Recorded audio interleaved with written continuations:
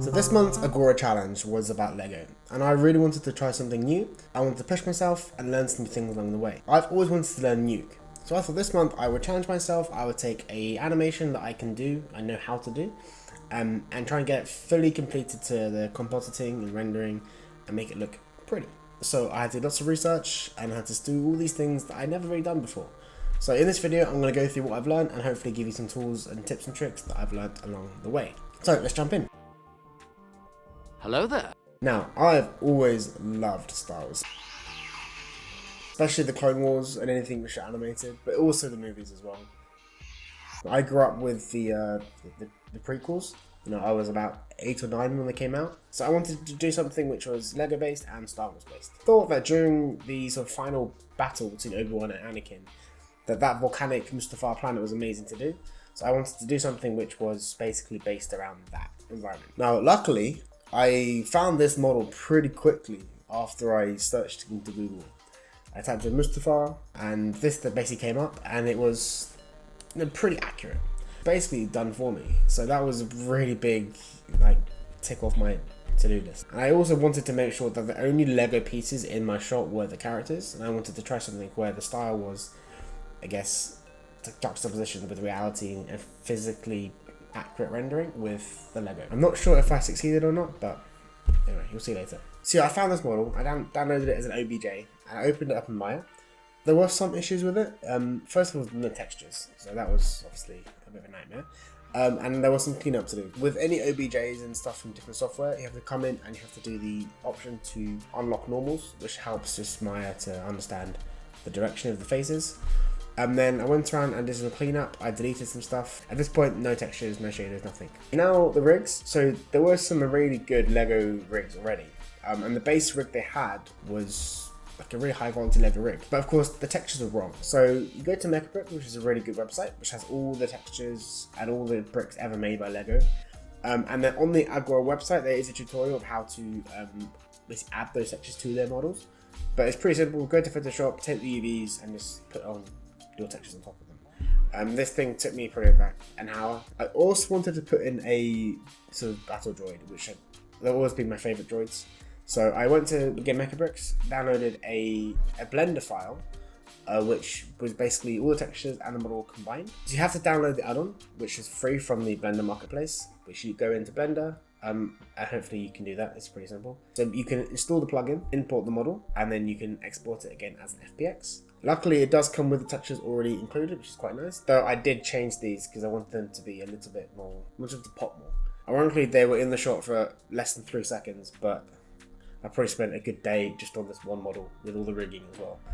But yeah, you export it again, and then when you come into Maya, you have to just import an FBX, drag and drop FBX, and just ignore the warnings. And then the scale is set to 100 for the locator, so you have to put that down to 1, and then you can unparent all the geometry, and then you can delete the locator, and there you have the model. Again, you want to unlock the normals, and you can then check if you want to either soften or harden the edges. And the lightsaber, again, I got from Mechabricks, and I made it myself, the rig. Again, it's so simple.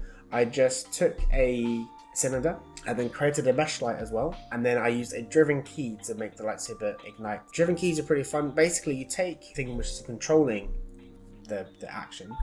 You have to create an attribute which you can name anything you want, and for this I wanted to use a float integer, which is basically 1 to 10, anything in between, and you add that to the channel box. And then in your set key editor, you can then make the value of x equals y, set this key. So for this, the value of 10 equals the scale y of 1, so it's ignited. And then you go to the next pose, whatever you want to do, and then you can just put this down to a lightsaber 0, and the scale of y equals 0. So now it basically deignites or extinguishes, that's the word. Pretty simple, and this made me have, I think for 1 frame, the ignition of the lightsaber. So then I had my rigs all set up, and my layout was pretty done with the model. And now I had to do the pre-visualization. So again, I loved the Clone Wars, and this is my main inspiration for this. Of course, the Lego movie had the style I wanted as well, like stop motion on 2s. And then, of course, Spider-Verse is clearly the 2's sort of the most well-known 2 movie at the moment.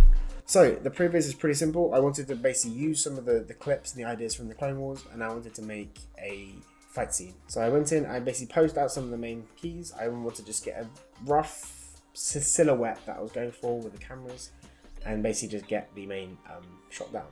This process took about a week. I went pretty far. I mean, previous normally is a bit less detailed than this, but I wanted to really make sure the choreography was down first. I will say that this does change for the animation. As I was going through the animation process, I did add some shots and I did delete some shots just to make things flow better. And I got some feedback from some friends who said that, you know, things needed to change. Animating itself was about a week and a half, again, maybe even less, because this was the easiest part of the process for me. I am an animator professionally. But making sure you're always tracking your arcs is the same for any type of animation. And also you wanted to make sure that for this style specifically, with doing on twos, your poses are really strong. You've got strong silhouettes, strong posing, and also any fast action, like a big swing of the lightsaber, you have to make sure you lead that action with a lot of good anticipation. So for example, if you have a swing up to come down, you gotta like soften this blow and hold this pose maybe for 2 or 3 frames, and you can like whip down and bring it through. If you're just going like this, it won't read because the audience can't tell that you're going to actually swing through if there's no like anticipation pose for the wind up, which is the same for any animation, but for two specifically, you need to make sure that is really reading, otherwise it won't work. Now the way to get the thing to actually animate on twos is you animate the whole shot on 12 FPS first, and then what you do is you take all the keys, bake them down to every single frame on 12 FPS, set them to step mode, convert it to 24 FPS. What we can do is we can take this animation and we can bake it onto a locator. So you take the cog, and I have a script for this. I use a script called ML World Bake. All the world space controllers, which for this is just the cog, bake it to the locator. What you then do is you take your main master controller, you know, the rig is coming in on, and you constrain that controller to your camera. What this does, it means the controller's following the camera, but you can then put the information from the locator, which we baked, back onto the cog or the IK controllers. And then if you bake it properly, what happens is the camera will follow the character, but it will also move through its poses in space. So you can see now, as I move the camera, it's following the character and they're going together. Now, as I said before, if you have multiple things with multiple world space controllers, so for this example, Anakin is throwing the lightsaber, right? So you need to make sure that there's also a baked locator to the lightsaber to remember where the location is. And after we constrain the master controller to the camera, we can then bake that location back to the lightsaber as well. We could also add some smear frames as well. It's pretty simple. Just using a blend shape, we can go into the shape editor, add the lightsaber we want for that specific frame, and then we can make a nice smear frame, 1 frame, never 2 frames, and we can just set a key for that shape on that 1 frame, and then get either side of it, turn off, set the key to 0, and then you get a nice 1 frame smear. Okay, lighting was the hardest part for me. Lighting is something I've never been that good at. This is where the challenge came in. So I wanted to go to HDRI Haven to get a red HDRI. I literally just searched for red, and the first thing I did was I popped in an Arnold sky, a dome, and I added this HDRI texture. And you can see already that I'm kind of getting the sort of reddish, volcano-ish look that I wanted. I then added some light portals to every single window. I made sure there was no glass or any actual geometry in the windows, because that would just create noise, increase render times. I then also created a big area light with red color, deep red, like ash or like lava color, just to add some more bounce lighting from the edges. And then I added one big overhead lamp with like a grayish yellow tint, just to create like a down overhead lighting, and also help with the emission surfaces that I will add later.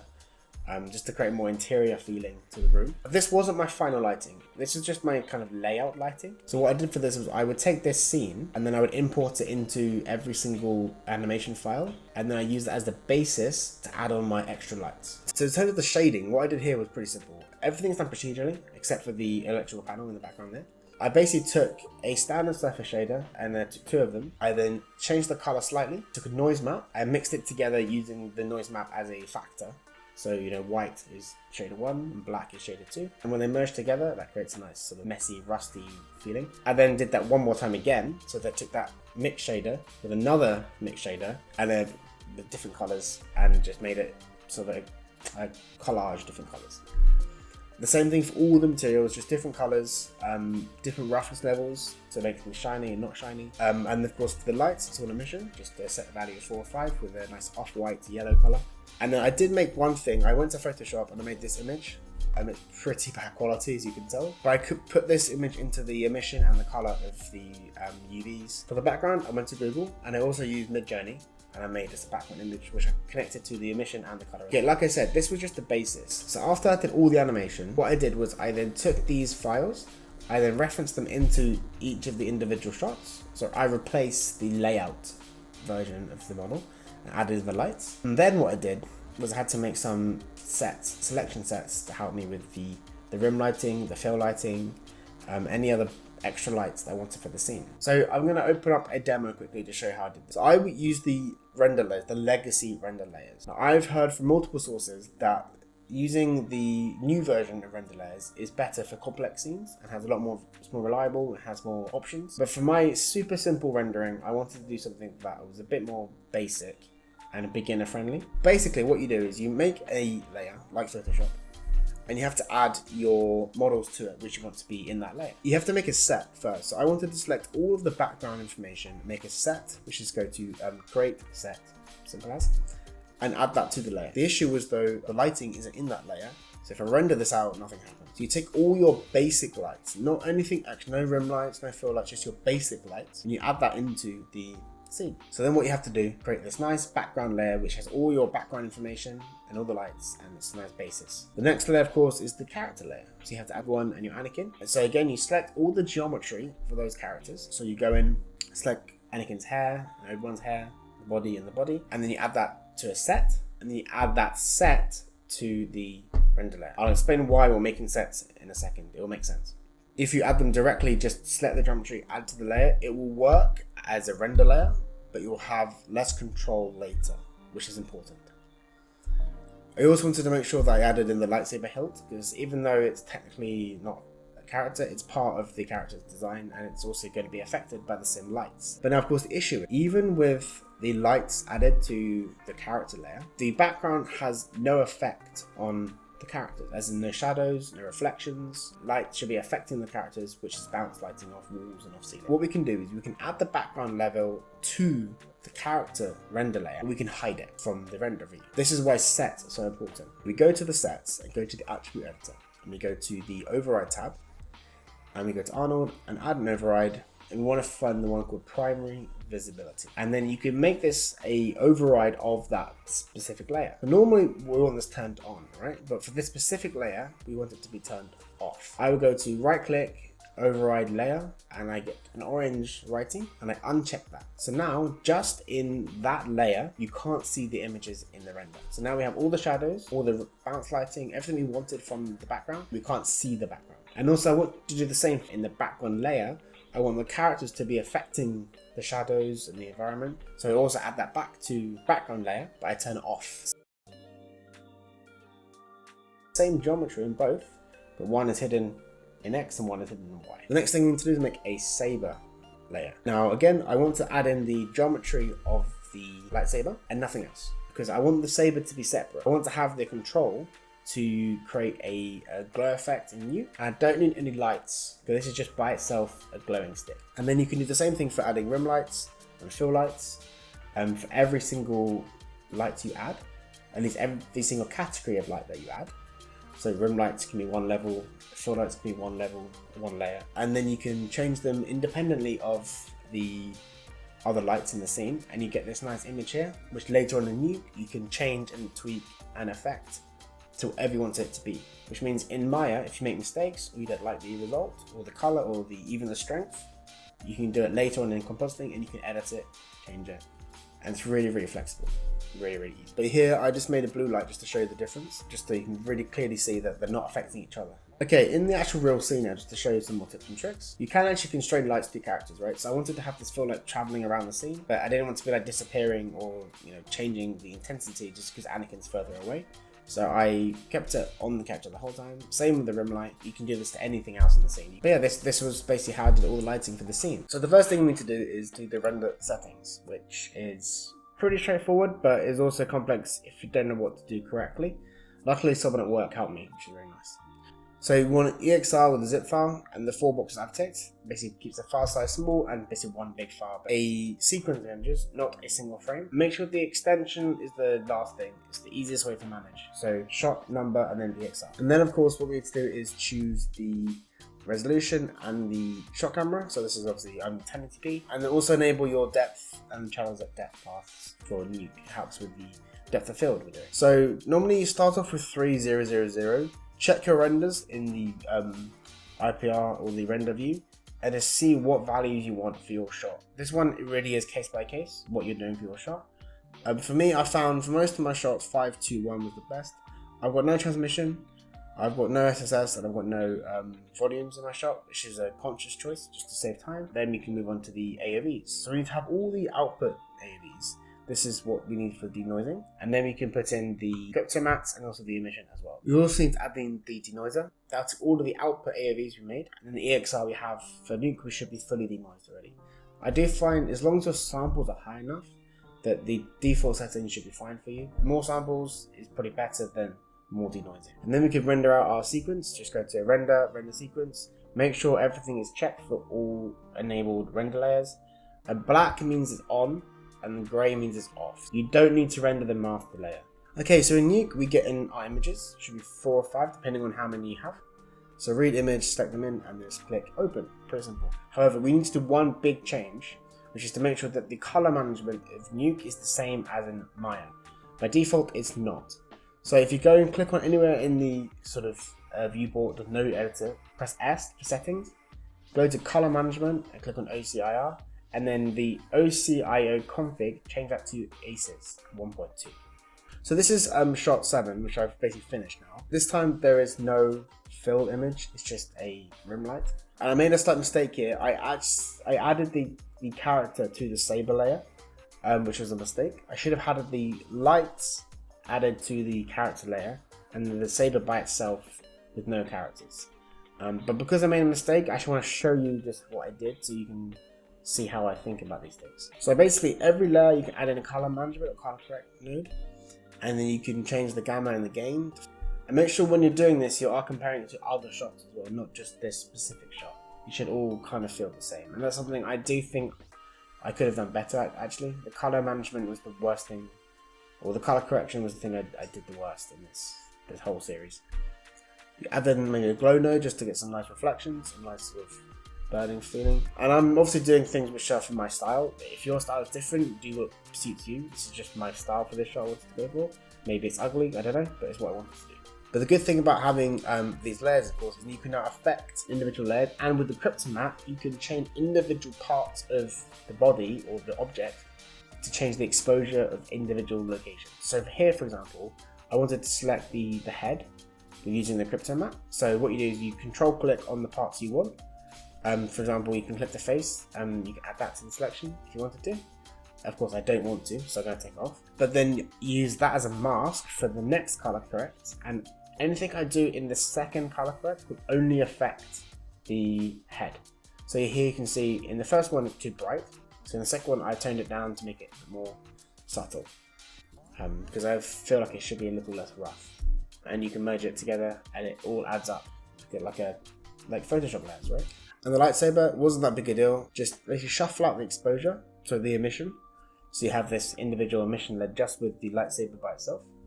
Add a glow to that emission layer, which is quite strong because it's a lightsaber, right? You can change the tint and the color, and then merge it back into the main layer, which then gives you like a nice lightsaber glow. Very small, thin blue kind of line with a hot white center. That's what I wanted. So the depth of field pass, we use that Z depth map we exported with the AOVs. So select it for the Z defocus and change your math to depth. And then you could basically choose using the focal plane depth setup image overview where you want the focal point to be. So green, of course, is in focus, blue is kind of background, and then red would be out of focus. So I obviously want Anakin to be in focus, so I chose him. And then the size, of course, how strong the depth of focus effect is. So of course, high numbers mean this is very subtle. Again, stylistic choice, whatever you prefer. Of course, some things I wanted to add, like chromatic abbreviation, which is really common in Spider-Verse or anything like this, where the colors are offset. I did this in my shop, but this video explains it way better than I can. So I'm going to link this down below.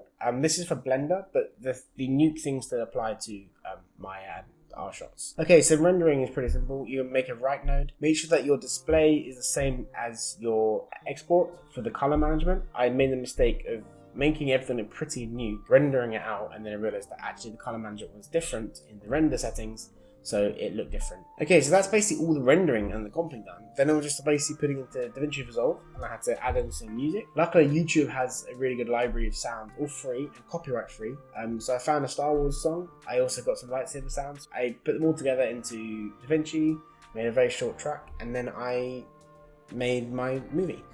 Yeah, so this was a really, really fun project. I had lots of help at work from friends and colleagues, and I learned so much this month.